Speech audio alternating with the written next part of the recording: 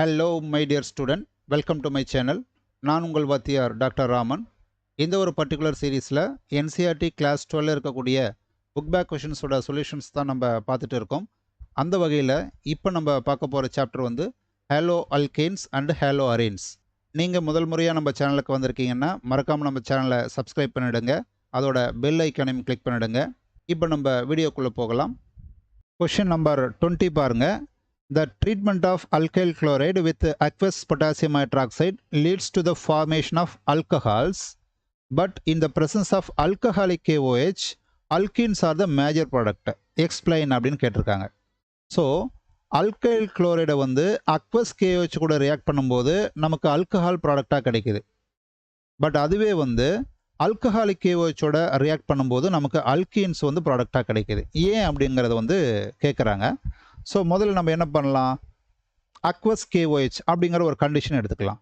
இந்த அக்வஸ் KOHன்னா என்ன அப்படின்னா, முதல்ல இந்த பொட்டாசியம் ஹைட்ராக்சைடு வந்து அக்வஸ் மீடியம், அதாவது வாட்டரோடு சேரும்போது இந்த பொட்டாசியம் ஹைட்ராக்சைடு வந்து கம்ப்ளீட்டாக அயனைஸ் ஆகி நமக்கு K+ஐயும் OH- கொடுக்கும். ஸோ இதில் இந்த OH- ஃப்ரீயாக வரதுனால இது வந்து நியூக்ளியோஃபைலாக ஆக்ட் பண்ணும். ஏன்னா இந்த OH- வந்து சின்ன மாலிகுலாக இருக்கும், அதாவது ஸ்மால் மாலிகுலாக இருக்குது. ஸோ இது வந்து ஈஸியாக வந்து நியூக்ளியோஃபிலிக் சென்டரை அப்ரோச் பண்ண முடியும். அதாவது லெட்ஸே நம்ம அல்கைல் குளோரைடுக்கு இந்த மாதிரி ஒரு எக்ஸாம்பிள் வச்சுக்கலாம், இத்தைல் குளோரைடு. இப்போ இந்த OH- வந்து ஈஸியாக வந்து இந்த கார்பனை வந்து அப்ரோச் பண்ண முடியும். ஏன்னா இது வந்து சைஸ் வந்து ரொம்ப சின்னதாக இருக்குது. அப்போ நமக்கு இந்த குளோரினை வந்து ரீப்ளேஸ் பண்ணிட்டு நார்மல் ஒரு நியூக்ளியோஃபிலிக் சப்ஸ்டியூஷன் நடக்கும். அதனால் நமக்கு வரக்கூடிய ப்ராடக்ட் வந்து OH வந்து கிடைக்கும். That is what we say alcohols. இதுதான் வந்து ப்ராடக்டாக கிடைக்கும் இன் அக்வஸ் பொட்டாசியம் ஹைட்ராக்சைடு. இதுவே வந்து நீங்கள் ஆல்கஹாலிக் KOHன்னா என்ன நடக்கும்னு பாருங்கள். Let's say alcoholic KOH. இதில் KOH வந்து ஆல்கஹாலிக் மீடியம், அதாவது எத்தனால் அப்படின்ற ஒரு ஆல்கஹால் வந்து நான் எடுத்துக்கிறேன். இதில் பாருங்கள், இதில் இருக்கக்கூடிய ஹைட்ராக்சைடும் இதில் இருக்கக்கூடிய எச்சும் ஒன்றா சேர்ந்து ஸ்டேபிள் ப்ராடக்ட் வாட்டராக வெளியில் போயிடும். அண்ட் ரிமைனிங் வந்து நமக்கு பொட்டாசியம் வந்து இந்த இடத்துல வந்து உட்காந்துரும். அதாவது இங்கே பாருங்கள், K+OH-, இந்த இடத்துல இது வந்து மைனஸ்+.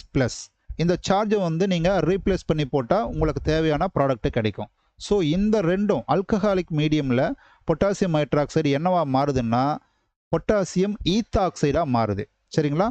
இன்னொன்று வந்து வாட்டராக நமக்கு வந்து மாறிடும். ஸோ வாட்ரு வந்து பிரச்சனை கிடையாது. இப்போ இதை பார்க்கும்போது அகெயின் இந்த இடத்துல நெகட்டிவ் சார்ஜ் இருக்குது. அண்டு ஓவரால் இந்த மாலிகுல் பார்க்கும்போது கொஞ்சம் பெரிய சைஸாக இருக்குது. பெரிய சைஸாக இருக்கிறதுனால ஒரு அல்கைல் குளோரைடில் அது வந்து இந்த கார்பன் அட்டாக் பண்ணுறதை விட அவுட் சைடில் இருக்கக்கூடிய ஹைட்ரஜன் அப்ஸ்ட்ராக்ட் பண்ணுறது அதுக்கு ஈஸியாக இருக்குது. ஸோ இதான் விஷயம். ஸோ நம்ம வந்து RO-, அதாவது இதை தான் நான் வந்து சிம்பிளாக RO- அப்படின்னு வச்சுக்கிட்டே இருக்கேன். ஸோ இது வந்து இந்த புரோட்டானை வந்து ஈஸியாக அப்ரோச் பண்ணும். பிகாஸ் இதனோட சைஸ் பெருசுங்கிறதுனால உள்ளுக்குள்ளே போக முடியாது. ஸோ ஈஸியாக அப்ரோச் பண்ணும்போது இந்த பாண்டு மைக்ரேட் ஆகிட்டு நமக்கு எலிமினேஷன் நடந்துடும். அதனால் நமக்கு வந்து அல்கீன் வந்து ப்ராடக்டாக கிடைச்சிரும். ஸோ அதனால தான் நம்ம என்ன சொல்கிறோம், அக்வஸ் மீடியமில் நமக்கு நியூக்ளியோஃபிலிக் சப்ஸ்டியூஷன் நடக்கும், ஆல்கஹாலிக் மீடியமில் எலிமினேஷன் நடக்கும். அதனால் நமக்கு அல்கீன் கிடைக்கும். இதுதான் விஷயம். ஓகேங்களா?